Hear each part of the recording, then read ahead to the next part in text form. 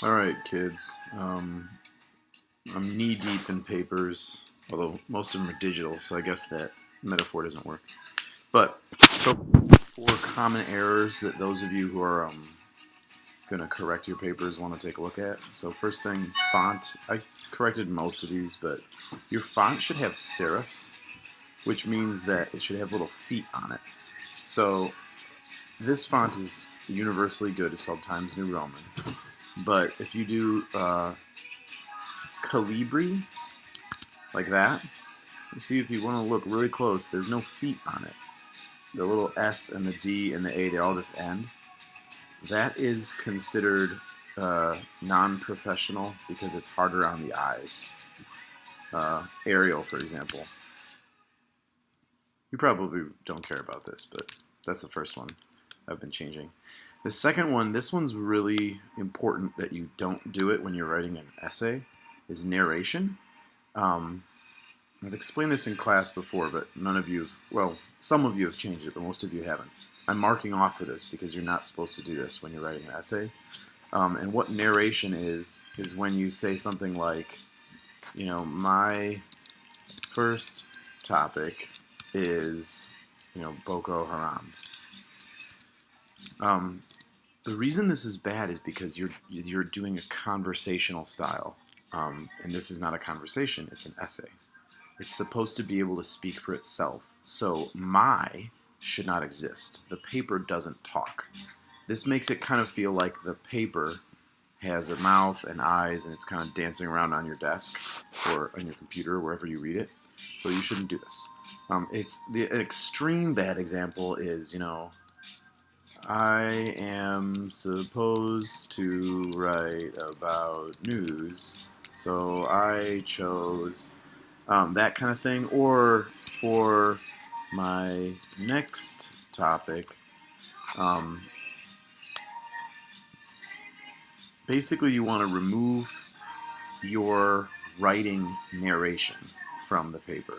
It's okay to talk about I if you're talking about yourself in like a personal news event, that's okay, but don't talk about what you're doing.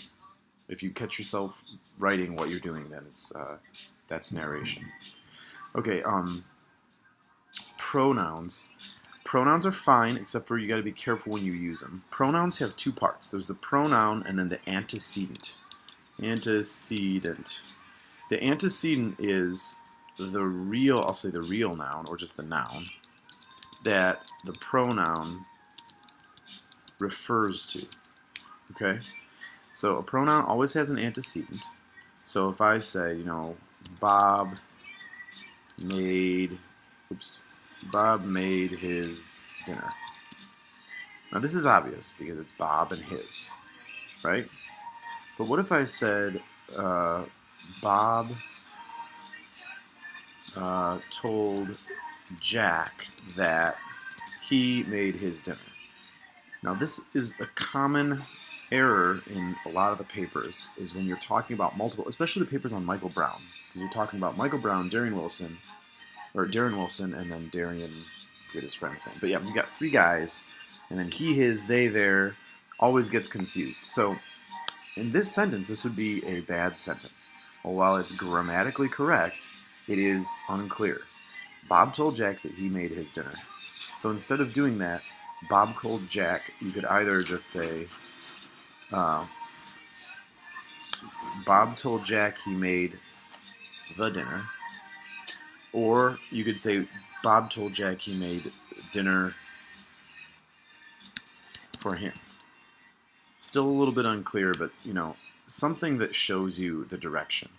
In general, you want to avoid this type of pronoun use. If you have more than one person, try to find something different about them. So Bob told his friend Jack that he made dinner for him, and then, or if it was for Bob, you'd say for himself, just to differentiate between the two people. That's pretty tricky. The last thing is placement of facts. A few of the papers followed the writing guide a little bit too closely, and you just put in and the last two sentences of all your paragraphs ended in something like, an important fact about this is, and then you just put it there, you need to be putting the facts where they help your reason. So if you said that Boko Haram was horrible, somewhere in there you need to explain why you think that in a line that says, you know, Boko Haram was horrible because, and then blah blah blah, explain why. Then your facts should drop in. So if one of your interesting or important facts was that Boko Haram eats children, don't just put that at the end. Don't say, oh, by the way, they eat children. Put that right after you said they're horrible because they do gross things. They eat children.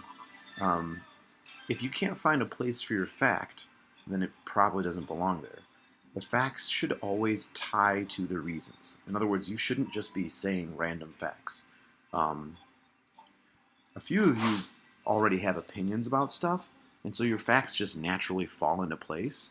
But for those of you who really don't care about it, you're going to find this to be a little bit annoying. I would refer back to my structure video. I pretty much go through where to put facts. And so for basically everyone that has a line like this at the end of every body paragraph, you're getting marked off because that is a bad structure. You're saying, you know, I think this about this and this. Oh, and by the way, this has nothing to do with it. Okay, so those are the 4 things so far. I'll probably make another one of these.